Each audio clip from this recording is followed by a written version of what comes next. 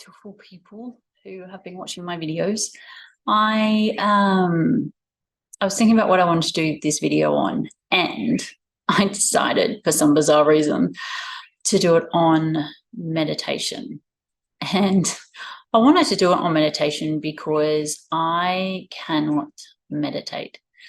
I have friends and I know people who can sit for hours and their mind will stop and it will calm down, and they just find it not easy, but in a world in comparison to me, it's easy. And I used to be able to do it. There was a time where I could sit and meditate for 6, 7, 8 hours a day, and I would happily do it. I would lie outside and I would feel one with everything, and there'd be nothing in my brain, and I was in this space of absolute nothingness and complete connection. I was one with the trees and I was one with the leaves, and this was a long time ago.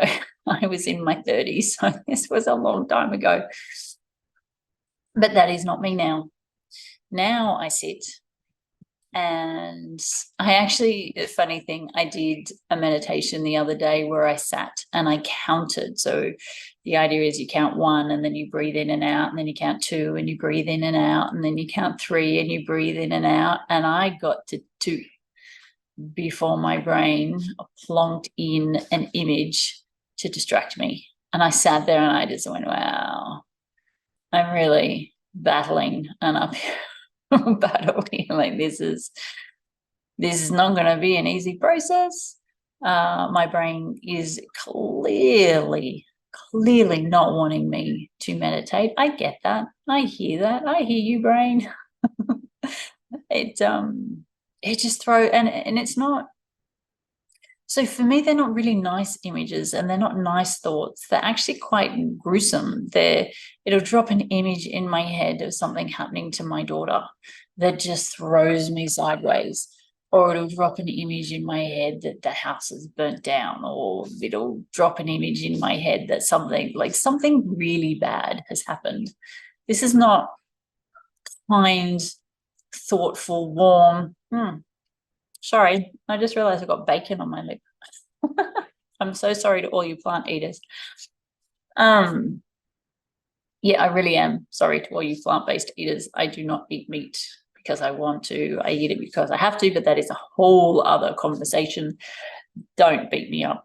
Please don't jump on my comments and say, you don't have to eat meat, you don't know what you're talking about, because I can assure you, after trying to be vegan for 25 years and almost ending up in hospital on more than one occasion when I do it, and meat being the only thing that gets me out of that, and me having this perfect plant-based diet, I have to eat meat. But anyway, I digress. That was a total digression just to deal with the plant-based people that might come and crucify me. Anyway, and I don't edit my videos, so this is staying in. Yeah, so,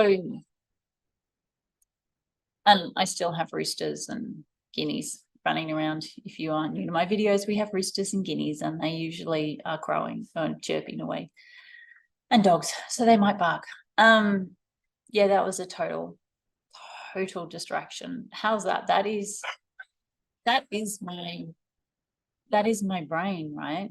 I'm going down this path, and then all of a sudden my brain goes whoosh over to there, and then goes whoosh over to there, and then goes whoosh over there, and it just keeps diverting. And I know that people would say, why don't you go get tested for ADHD? I'm not interested.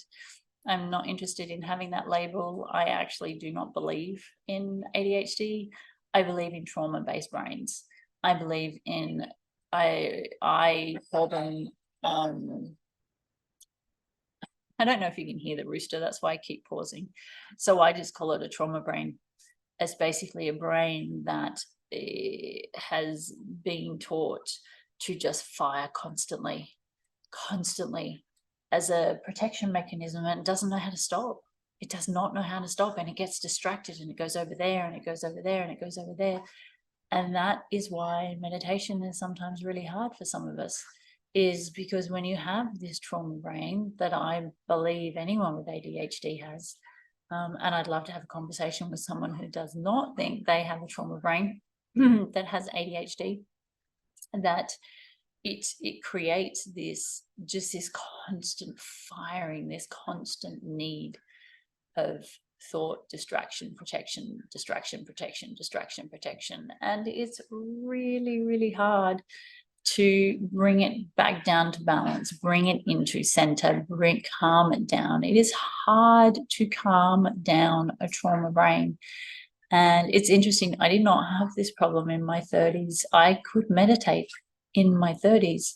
But ever since my mum passed away and I went through that trauma, and then not only going through that trauma, but also bringing up the trauma from when I was a kid more so, like it's a lot deeper. I'm in the depths of it. The trauma the part of the onion layer that I did in my 30s was very superficial. It was really dealing with friendships and exes and what I thought about myself. It was very superficial. But now that I'm doing the deeper, more intense work, just more intense work,